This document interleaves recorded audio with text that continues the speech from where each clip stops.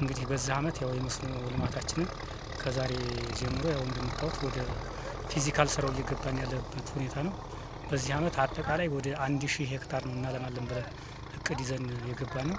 ከዚህ ውስጥ 815 ሄክታሩ በነባር 185 ሄክታሩ ደግሞ በአዲስ የምናለማበት ሄክታሬጅ እቅድ ይዘን የገባን ነው።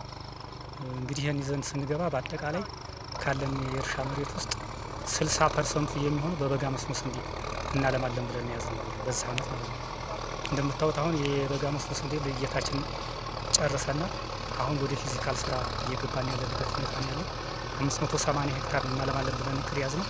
እስካሁን ወደ 98% አካባቢ ልየታ ጨርሰና የእርሻ ስራ ከተመለከተ እንግዲህ አብዛኞቹ በሰብል የተሸፈኑ ያለበት ሁኔታ ስለሆነ እስካሁን ያለንበት ሁኔታ ወደ 56 ሄክታር ነው እስካሁን የእርሻ እንቅስቃሴ ያለው ማለት ነው። የዘር ስራ ያው ዛሬ ነው የጀመረው። ከዚህ በኋላ ግን ያሉትን ከስር እያሳረስን ነው እያዘራን የምንሄድበት ሁኔታ ነው ያለው። ቀጣይ ይህንን የምናጠናክርበት ሁኔታ ነው ያለው ማለት ለዚህ የሚያስፈልገንን ግብአትን የአርሶ አደር ልየታ ለይተን ወደ ስራ ነው የገባነው።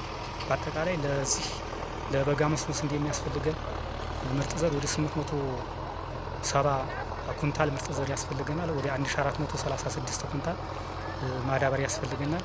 ይህንን በወረዳው ላይ ባሉ ህብረት ስራዎች ማህበር ለይተን ያዘጋጀንበት ሁኔታ ነው ያለው። ስርጭትም ጀምረን ምርጥ ዘር ወደ እስካሁን በኤፍኤስአርፒ ወይም የምግብ ስርዓት ማጠናከሪያ ፕሮግራም በሚባለው ለዚህ ስራ ራሱ ያሰራጨንበት ሁኔታ ነው ያለው። ወደ 6.5 ኩንታል አካባቢ አሰራጭተናል ምርጥ ዘር ማለት ነው ለዚህ ስራ። የዚህ እንግዲህ አንደኛው ዋና የኤፍኤስአርፒ የተባለው ፕሮጀክት ይህንን ስራዎች እየሰራልን ነው። አንዱ ይሄ ያዝነው ዛሬ የምናሰራው ስራ የሱ ስራ ነው። ምርጥ ዘሩ ማዳበሪያውም የሱ ነው። ሰርቶ ማሳያ ነው እዚህ ላይ እየሰራን ያለ ነው ማለት ነው። አዲሱን የማዳበሪያ ምክር ሀሳብ አጠቃቀም እየተገበርን ያለንበት ሁኔታ ነው ያለው። ይሄ ፕሮግራም በዚሁ ከፍተኛ ስራና ድጋፍ እያደረገልን ያለንበት ሁኔታ ነው ያለው። አሁን በንቅናቄ ላይ ነው። የንቅናቄ መድረካችንን ከወረዳ እስከ ቀበሌ የጨረስንበት ሁኔታ ነው ያለው። እንግዲህ ወደዚህ የሚቀጥሉ ስራዎቻችንን አጠናክረን የምንሄድበት ሁኔታ ነው ያለው የሚል ነገር ነው ያለው። በእኛ አጠቃላይ የዚህ አመት እንግዲህ ይህንን ስራ ስንፈጽም ወደ 104 ኩንታል በአትክልትም በበጋ መስኖ ስንዴም 104 ሺህ ኩንታል ምርት እናገኛለን ብለን አቅደን ወደ ስራ የገባንበት ሁኔታ ነው ያለው። የበጋ መስኖ ስንዴ በተመለከተ ወደ 14220 ኩንታል አካባቢ ነው ከዚህ ውስጥ ማለት ነው። በ580 ፐር ሄክታር ወደ 40 ኩንታል ይዘን ማለት ነው።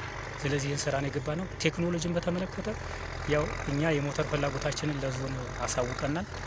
ከዚህ በፊትም የተሰራጩ ወደ 306 አርሶ አደሩ በፕሮጀክቶችም የተሰራጩ ሞተሮች አሉ። እነዚህም ወደ ስራ የገብተው እየተሰሩ ያለበት ሁኔታ ነው ያለው። በዚህ አመት ወደ 40 ሞተር ፍላጎት ጠይቀናል ለዞን ማለት ነው። እንግዲህ ከዞን በድጋፍም ይሁን በግዥም እየጠየቅንበት ያለበት ሁኔታ ነው። ዞንም ቢሆን ከአምባሰል ንግድ ድርጅት መግዛት እንደሚቻል ከአርሶ አደሩ ጋር እየተነጋገርን አርሶ አደሮቹን የማገናኘት ስራ ጀምረናል። ከዛ ሄደው እየገዙ ያለበት ሁኔታ ነው ያለው። ዞንም እንዳቀረብልን ለሚመለከታቸው አርሶ አደሮች እናቀርባለን ብለን ስራ የገባንበት ሁኔታ ነው ያለው።